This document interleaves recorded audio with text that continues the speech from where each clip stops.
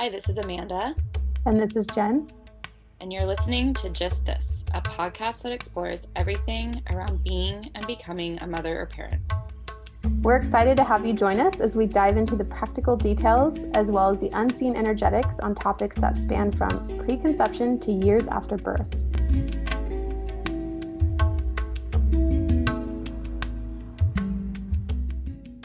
All right, so let's talk placenta. Where do we start? So I think where do we start with the placenta? I think the biggest thing with placentas is that people get really grossed they're out. kind of grossed out about it. And I find it interesting because it's just like another organ meat, right? Like liver, like anything like that. Okay, so people get really grossed out, but they're also very intrigued about it. I think the most fascinating thing about placentas is called the vegan meat, because vegans, there's actually no waste involved in the placenta, so they can actually eat their own placenta, which I think is really cool. And then there's a ton of health benefits, and they say we're the only mammal that doesn't really consume our placenta. Yes, I 100% think, we can go into the benefits of the placenta and everything, because generally, yes, placenta, there's no one, do you know of any instances where somebody's been harmed by eating their own placenta? There was one case that was reported, but that was due to improper preparation. Processing. Yeah. No, I 100%. I think the thing with the placenta is it's just nobody talks about it. It's like so many other things around birth and post-birth where there's just a big misunderstanding, and that there's, first of all, a big gap in the knowledge about it, and then secondly, a big misunderstanding around it because of the story or the narrative that our cultures want to tell us. And on that part, do you are you aware of how many other cultures use placenta as postpartum care?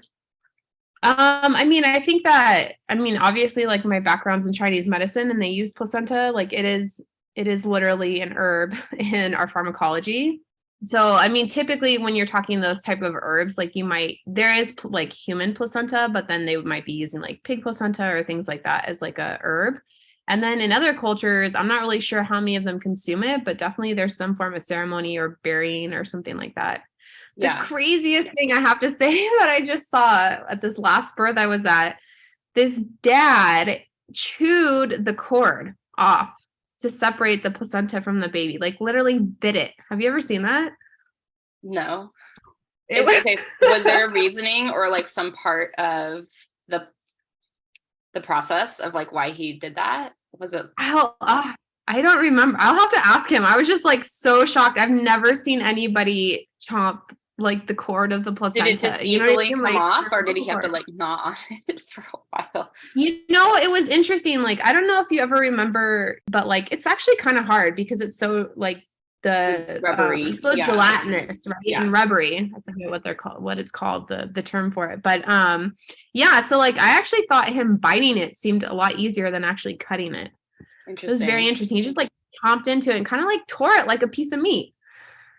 It was so interesting. Yeah, I brought that up. That's crazy. I'm kind of curious, what invokes the behavior of that for sure. Because was it a planned thing, or was it just instinctual?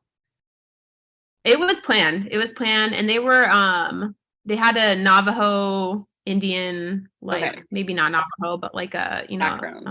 American, Indian background. Yeah. So maybe that was why too. And they were gonna bury it. They were gonna bury their placenta. Yeah, I think that's the other thing with the placenta is that was what my intention was to bury it. And I actually I was going to bury it on the 1 year birth anniversary.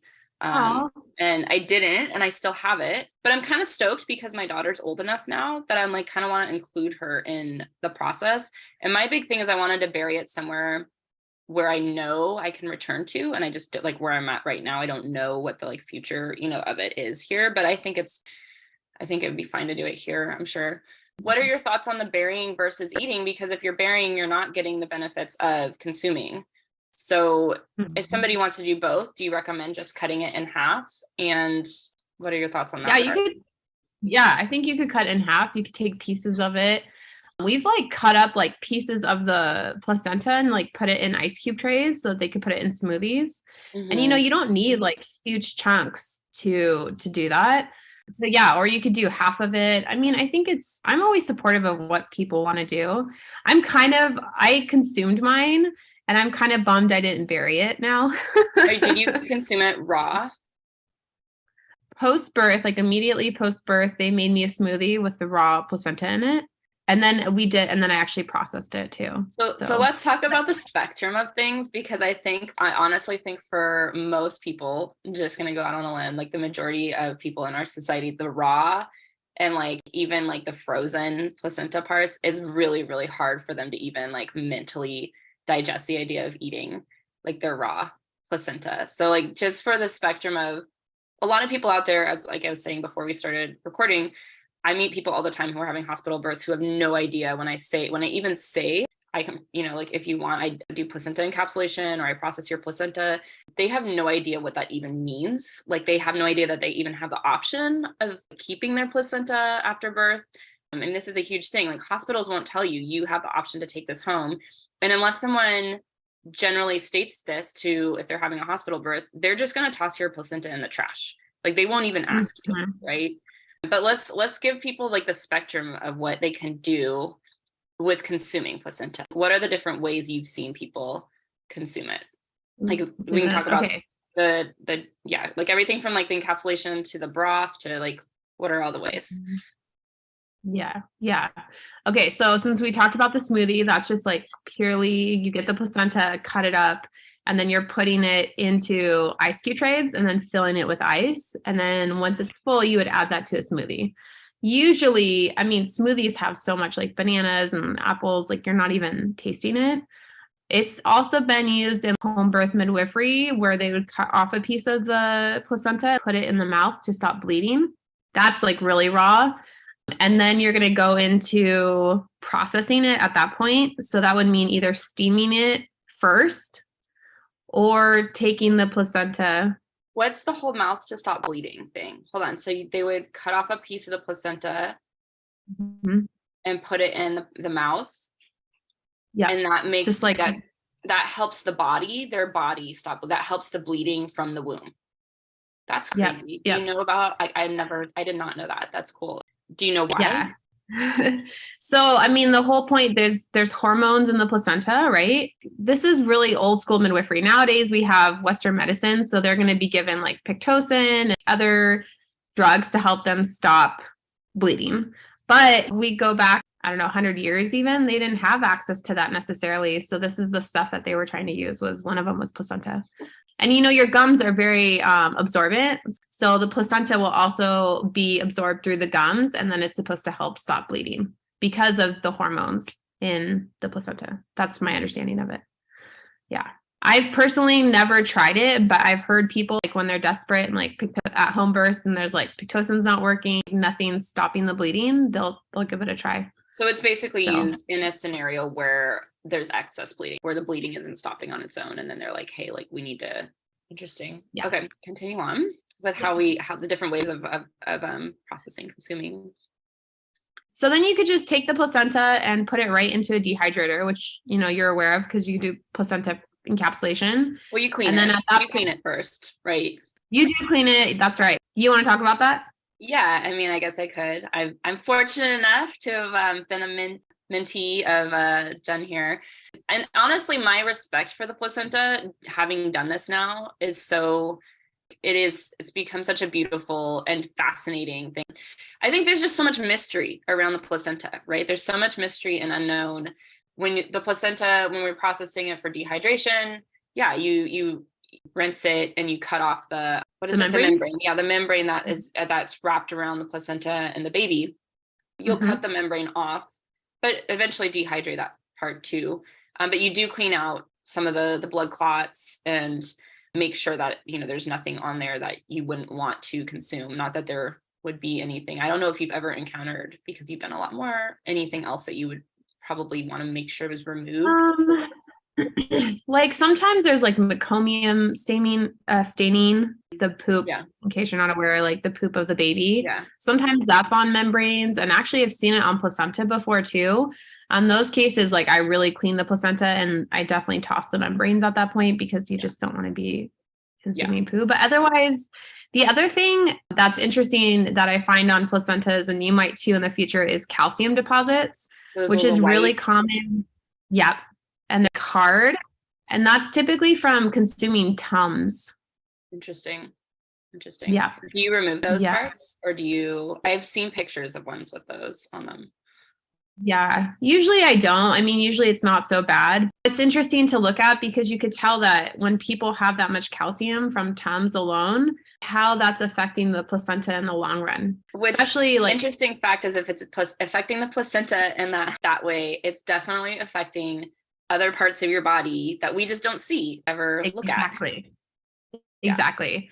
And, you know, everything in moderation, right? Like, obviously, baby's still healthy, mom is still healthy, but, you know, when you're consuming a lot of it, but you can tell those spots, it's literally a dark, hard spot. So that means there's no blood flow going to that part of the placenta. And if you have a lot of those, if we put them all together, it's going to take like a big chunk of the placenta that's not getting blood and not getting nutrient supplied to the baby. Obviously, it's not deadly, but it's one thing we, especially as home birth midwives, is we're not too much Tums because of the calcium deposit and stuff. But yeah. So eat something else. And the other thing papaya enzymes.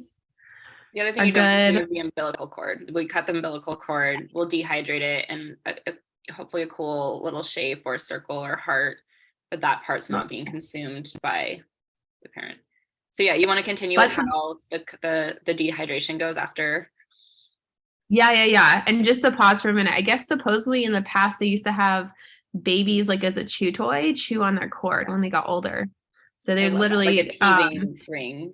Yeah. And there's actually two ways to dehydrate out the placenta. There's one in the actual dehydrator that we'll obviously use for encapsulation, but the better way is to actually lay it like on a windowsill and every day, like turn it over until it actually dries out. And then it creates a different.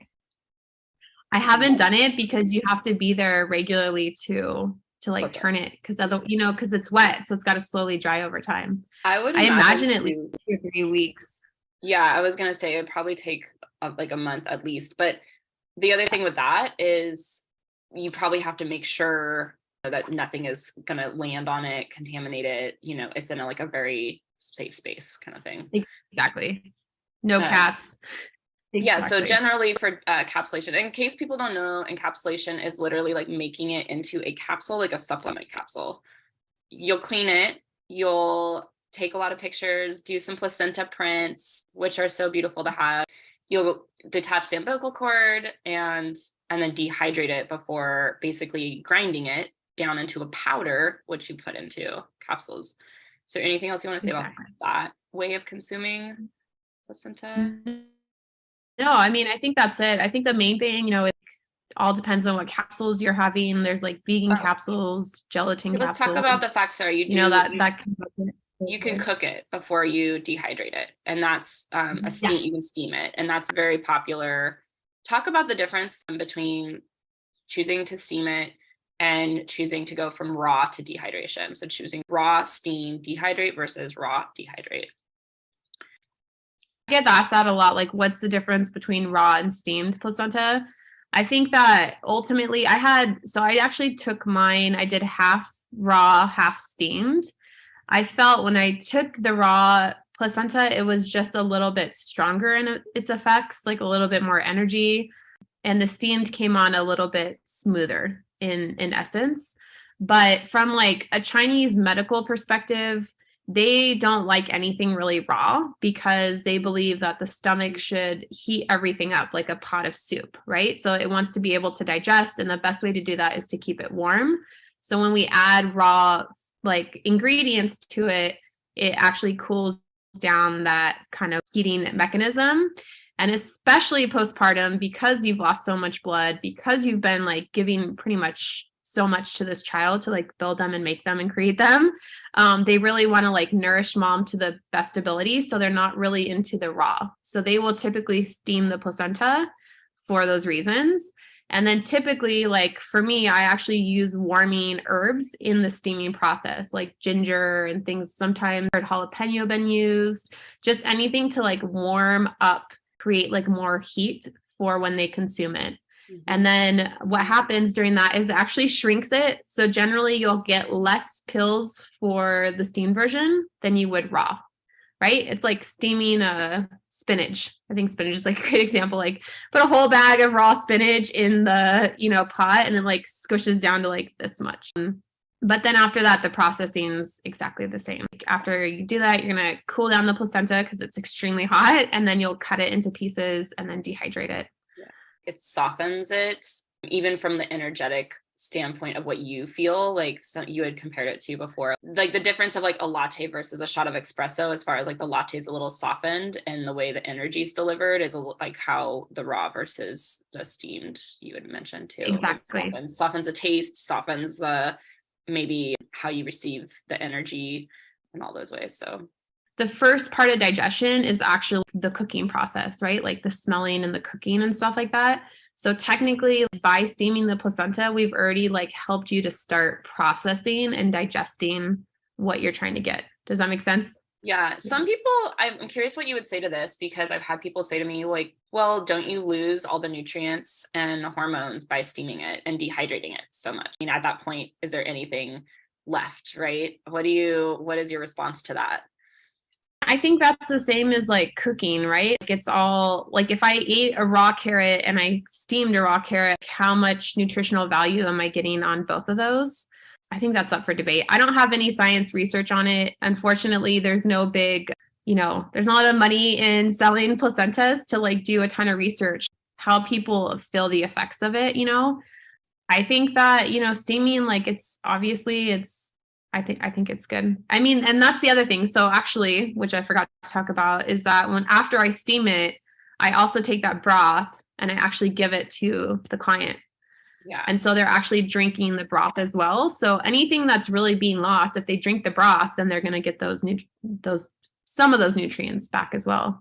Yeah, right? That's what I wanted to move into is the broths and the tinctures as other ways to consume. What is your feeling about, is a person receiving the same amount of nutrients and hormones and things from these other, like the tinctures or the broths or? Yeah. And then, so the broth is really good. Actually, people are kind of grossed out by it. And I just remind them, I'm like, it tastes just like beef broth or chicken broth or any other meat broth that you have, because I'm putting herbs in it. So it's really just water and a little bit of the stuff coming down into it. I tell people, I'm like, you can make rice out of it. You could, boil pasta in it if you want. Like you could do whatever you want or just drink it. A lot of clients really like the taste actually, and it feels good going in because it's replenishing your body, right? Like if you think about it, the placenta took all of the nutrients, gave it to baby. So there's this like an exchange of the placenta from like anything that's going into the baby comes through that placenta, right? Because that's where they've lived for 9 months. So if you think about it, you're reconsuming potentially what was taken from you. Maybe it's a way of thinking about it. And the tinctures, I would say tinctures are more commonly used later on, especially for menopause for the mom or like during puberty and stuff like that for the kid, especially for little girls. So I had learned or thought that tinctures were used kind of directly after, like, so if when somebody ran out, like they had consumed all their placenta capsules, that they would then move then to a tincture. But it's more like, hey, hang on to this in case later down the line you need it. Yeah. I mean, you could use it for it. I hardly have ran into people that actually feel that they want to continue taking the placenta even after they've used all their pills. Yeah, I mean, but you could totally use the tincture for that too. And they even make like balms and salves out of the placenta too, like for like a baby balm. Like I had one made with like shea butter for Eli and like put it on his bum when he had a rash, So that's like another way that I guess you could utilize the placenta too. Yeah, I mean the tincture, because they're saying basically the whole idea about it being good for like menopause and stuff is that because it's a tincture, it has alcohol base in it. So you're basically putting raw placenta into an alcohol base for a period of time. and then you're going to filter out the placenta so you only have the alcohol left. So that will basically last for as long as you keep it in a cool, dark place. And so when menopause and stuff like that comes up, there's this whole idea that the placenta has a bunch of your hormones and things like that to help you kind of ride the hormonal waves of menopause. Or when you're a teenager and you're going through your period and things like that, then you have those hormones as well too for your daughter. Okay, we've covered consuming it, encapsulation and the things that go around that, and then consuming it raw in smoothies. Is there any other way that people generally, raw or frozen in smoothies? Any other way that you've seen people? The basics, maybe in other cultures, it'd be interesting if anyone else knew of ways. It's basically like an organ meat. So if you wanted, you could fry it up like you would a liver. You could just eat it right after steaming it. If you want to spread it out over time, those are probably the best two ways, which it is nice to, in the postpartum phase, probably, because we have the capabilities, spread that out over time versus consuming it all at once, right? Exactly. And I really felt when I consumed my placenta, I felt like it gave me like a little boost of energy each day. And I really did appreciate that. It wasn't like you said an espresso shot, but it was like a little bit of, I felt like it was enough. Like it was like, balancing. Oh, this kind of feels good. Yeah. And then from like another standpoint, non-consumption, it's huge in other cultures for beauty aspects, right? The placenta, that's why it's like interesting. Like that. Now talk about that, because that's something I haven't heard of yet. I don't know. I haven't done a ton of research on it, to be honest. Like they use it as, I think, like kind of an anti-aging facial thing. Yep. They put it into facial, I don't know, lotions or serums or something like that. Typically those, because it's kind of illegal to harvest human placentas, they use that's where they use like the pig placentas or cow placentas or things like that. Would other cultures though have you heard of, or are there cultures that do from like post-birth using their own placentas? For their facial? I haven't heard of that, but it would be interesting to do. Yeah. It's so fascinating. I mean, I guess it just like, to me, what fascinates it is like, number one, from an eco perspective, right? Like we're utilizing and not being wasteful. So if someone doesn't even want to consume it or bury it, but maybe they're into like beauty and stuff, like why not utilize? I think the burying, even that's the thing, is like, even if you are totally grossed out and you don't want to consume your placenta, and I get it, I love the burying or honoring aspect of it, because like you said, I think people are so disconnected from it. And this is a part of you that basically helps create your baby and nourish your baby through these 10 months. And it's a part of you. Like it's a part of you and a huge part of your baby's creation. And it's just such a nice thing to kind of give respect and thanks to that in some ways. Doing and honoring like on the first anniversary is what I've heard for most people, and just giving it back to Mother Earth, considering that mothering cycle. You mothered this baby, the placenta was mothering the baby as well, and then giving that back to Mother Earth as part of this like natural cyclical thing. Honor yourself and everything you did, as well as this part of you. Probably part of the ceremony is like releasing and transitioning into this new phase or whatever stage of your life, because even if you've had other kids, like every single kid you have is a new you that is being born to a new chapter. I want to also, it's interesting. The first preceptor I studied with, she would always cut the cord, and she said she would never cut the cord because when you cut the cord, you're giving responsibility to that person that cuts it to care for the child. So technically, and it's a very fascinating thing because like you said, the placenta is connected to mom. Like it sits on the lining. And the placenta is amazing. I think it's so fascinating because you have it, there's a part that's attached to the mom that filters out blood and nutrients and everything into the baby. And yet this baby is completely protected in its own little capsule, its own little home, right? For 9 months. I mean, one of the first things I say to people is, thank you for giving me the honor to hold and touch the home of your child. It's like this very special thing.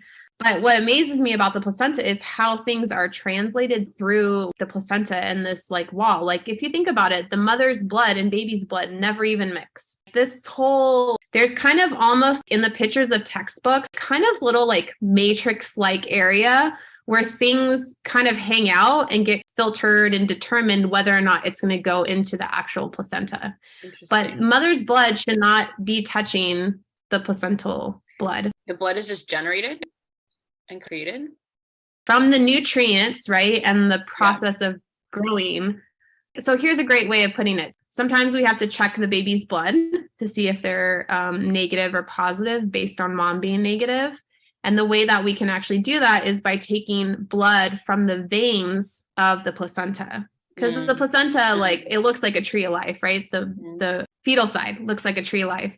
And then the maternal side looks like kind of like ground meat or something. I mean, it's not that bad, but it's basically like what that is. So basically when we would take the blood, we'd wipe and clean it and then actually just take the blood from the actual placenta. But yeah, so like no, the maternal blood is not getting mixed with the baby blood for that reason. And that's what I also find so fascinating about the placenta is that just how amazing that is on its own right. Like how an organ can exist in your body and not have any really like mixture of the blood like that. Yeah, like you were saying, the difference between what filters through the placenta and what filters through the breast milk. What I get asked a lot is, everything that you read is like, don't take while pregnant or breastfeeding, right? And of course they say that because number one, it's mainly a safety thing for them. They don't want to get in trouble. And number two, a lot of times they don't have the studies on it because they're asked supplements and things like that. And then the third thing is that, if it does get passed through to the placenta, how is that going to affect the fetus, right? Or the infant? We want to know what's getting passed through either the breast milk or even the placenta. And that can include even medications as well. Working with people that have bipolar or, and other mental health issues where they're taking really strong medications. Is that getting passed to the fetus? And if so, what's the effect of the fetus in that state? Ultimately, they'll be weighing out is the risk benefit of them continuing the medication. And usually if there's a benefit to mom taking it, then they're going to take it. I think when we think about stuff as far as like good or bad being transferred to the breast milk or placenta, we have to ask, besides risk and benefits, but also how often are we taking this? What's the effect it's going to have on baby? I'm like a big believer in moderation. But I also want to say something else too, is that I think what's really interesting as well is, have you heard of a lotus birth? Yeah, where you give birth to the placenta and the cord without cutting the cord. And I think this, I mean, we live in a bubble being in the area and Reno now. But I feel here, this is more common now. But yeah, sometimes they'll lay the placenta just next to the mom while the mom's holding the baby. And literally it's like you wait until the cord stops pulsing. And yeah, I think it's beautiful. So lotus birth is actually, that's like delayed cord cutting. And you're right. Hospitals will do delayed cord cutting. I think the earliest I heard was like 3 minutes. And I was like, because it takes like about 15 minutes for the cord to stop pulsing, right? It really depends. We'll be at bursts and like we won't cut the cord for an hour sometimes, not because it's not pulsating. Once you deliver the placenta, you're just hanging out with mom and baby anyways. But it depends on how long the cord is, because every cord is different. But the lotus birth is different in the sense that you actually don't cut the cord. So you wait for the cord to fall off of baby. Oh, wow. And the placenta. So how long does that take though? Well, how long does it take for the umbilical cord to fall off? Baby. Sometimes up to a week. I've seen at least a few days. So you keep the placenta attached to baby for 5 days. Yeah. Wow. Yep. I see. Like when I'd heard lotus birth, I just heard till stop pulsing, but keeping it attached. Okay. And this gets into a whole nother conversation we can have on another day. I love some of these traditional things, but also it's like, we live in the modern world. It's like we have to function like, I mean, I guess it's possible, but to me, that would just seem like such a huge inconvenience. So yeah, the big complaint about it. It's like a huge inconvenience. There's some benefit to it. And there's like a whole preparation to it. Like you have to put some salt and there's like a whole kind of recipe for it, because otherwise basically then just you can't eat the placenta. Like because your placenta hasn't been kept in the proper temperature range. So like, would you be foregoing consuming your placenta if you did a lotus birth, or Is using the salt supposed to be preserving it, or? I think in a way it's kind of preserving it, but it's more to like preserve it in the sense of like smell, because I don't think anyone wants to keep meat out for a week, right? Without any smell. So they use salt and herbs to preserve it. But yeah, and so the benefit to it, like, why would somebody do this? Because it's like natural, the cord falls off naturally. And then also the idea is like mom and baby should be together. Baby should not be outside of mama's range. It should not be taken out for walks. It forces you around the bed. Yeah, exactly. Which people don't know that there's the traditional way, like the thing that you tell is in the bed for 5 days, on the bed for 5 days, around the bed for 5 days, right? I like that. I haven't heard that, but I like it. In Chinese medicine, they call it doing the month, which is basically, you're in bed and away from cold and windows and drafts and all that stuff. Yeah. You're literally staying under the blankets with baby for like 5 days, having people wait on you. Then on the bed, you're moving around a little bit more around the bed. So like on your room. I think that's what the midwives told me. I want to play devil's advocate here. I mean, I am all about natural stuff, but again, like that's a little too natural. Like that's a little too far for me. I mean, even in ancient times, the midwife would use their teeth to cut the umbilical cord, right? Or certain things, like they'd have a nail, you were saying, that's long enough to cut tongue tie, or probably cut the umbilical cord, like a nail from like their finger on their hand. What percentage, or I feel even back ancient times, people would still be like, all right, we're disattaching it. But I think energetically, I can see the benefits. I totally see the benefits, because babies are also born, and it would be harder for our bodies to give birth to them. So really, that's what the 4th trimester is this window. They are still gestating outside your body, and that's why they should be on you all the time. If you look at koalas or some other marsupials, when I found out how koalas do the same thing. They give birth and then they put them in a pouch, like kind of like a kangaroo, like in their belly, because the same thing, they can't grow too big, but then they're like not fully born. They need to be in this little pouch from the mom, like a whole nother time period. I think it's a month or something for the koala. But it's crazy to me though, that even in ancient times, they would do the waiting for the umbilical cord to fall off. It's like one more thing that you'd be, but I guess in ancient times, other people will be caring for your baby more than we are in our modern day times, like as a mom. So like caring for you while you breastfeed baby and stuff. Yeah. Right. Which is how it, really should be. Like we need a community. We fully need a community. Do you know anyone who's done the lotus birth? I don't know anyone that's done it. One of the midwives told me that she had a family that did the lotus birth. Within a few hours, called her and was like, can you come and cut the cord off? Because you can't take baby anywhere with you, right? Baby's stuck to the placenta, and wherever the placenta's at, it's not like you're carrying the placenta and the baby around. So they ended up cutting it. I don't know. I mean, I'm all for natural and I love the idea, but I'm a more practical person too. And it just doesn't seem like a practical. Yeah. And I think this comes to like an important point around like birth and parenting and everything else. I lean into the natural. That's what I love. Ultimately, you're going to have to find something that's going to work for you and your family, and gather the most like knowledge that you can. And then my thing is trust your instincts. Your instincts and your body will know what's going to work best for you and your baby, let alone like you and your whole family. Along any of these lines, if you're like, oh, eating my placenta, I don't know. It is, I agree, like it's always going to be good for you. Like there's no downside to it. But if instinctually you just don't want to do it, hopefully you'd at least go for the ceremony option. Yeah. But I do know people, my sister's one of them, who's just like, no thanks, like want nothing to do with it. And you're probably not listening to this if that's you. Probably not. I think too, my favorite thing is to actually like after birth is show people the placenta, because it's actually cool. Really beautiful. Yeah. It's so cool. And like the side that baby sees, it's like a tree of life. It's just actually really gorgeous. And it's cool to see, like you said, the house, when you pull the membrane up, wow, like you can actually kind of understand it because it's conceptual and you can see pictures. But when you see your own and you see like this is where your baby was literally in, and that's where your water broke. That's what water breaking is that membrane from the placenta that goes around the baby breaks, and all of the fluid that was in there comes out. It's really, I agree. Like it's such a nice way to honor yourself and how cool nature is and when it does all of this. And I mean, if you think about it, we're first tadpoles, right? Because we're literally in water. Like our first breath is the first time we're actually land mammals breathing air. But before that, we're just fish. It's kind of an interesting thing.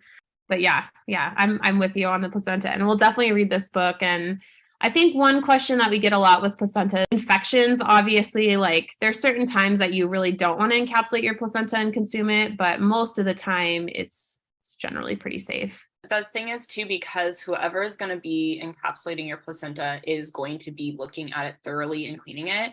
You could always, even if you have a worry, just go ahead and say, hey, my concern, blah, blah, blah. You know, usually a trained encapsulator will know to, like, if it's an immediate no or not, but they can always just look at it. And if they see something, then they can tell you, like, okay, it's just probably a better idea to do a ceremony or something like that. So if you're interested and you're not sure because of some circumstance, then might as well just ask. Mine was the same way because my baby was very small when she was born. They kept saying they thought something was wrong with the placenta, which was why I didn't consume it. And I didn't find out till later. It probably wasn't anything.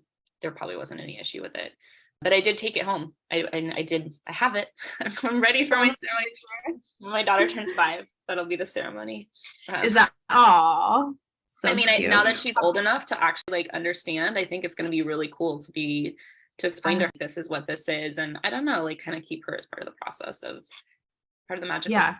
So cool. Totally. Well, I think this was awesome. And if you have any questions about placenta and you've listened to this, you know where to reach out. We'll put that information wherever we post this recording. And I hope this inspired somebody out there to build a bond and relationship with their placenta, maybe if they hadn't thought about it or experienced it before. So, hey there, amazing listeners. We just want to say a huge thank you for tuning into our convo on the Just This podcast today. We appreciate each and every one of our listeners, and your continued support means the world to us. If you enjoyed this episode and found value in it, we would be incredibly grateful if you could take a moment to leave us a review on your favorite podcast platform or share this episode with someone you think would enjoy it too. Your reviews and shares not only motivate us, but they also help others discover our show. We're also all about keeping the conversation going and hanging out with our incredible community. Head over to justthis.site, that's justhis.site, where you'll find additional resources, ways to connect with us, and join the conversation, plus some more goodies. Thank you again for being a part of the Just This community. We'll be back soon. Until next time, remember to take care of yourself and embrace the wonder as you navigate this extraordinary adventure.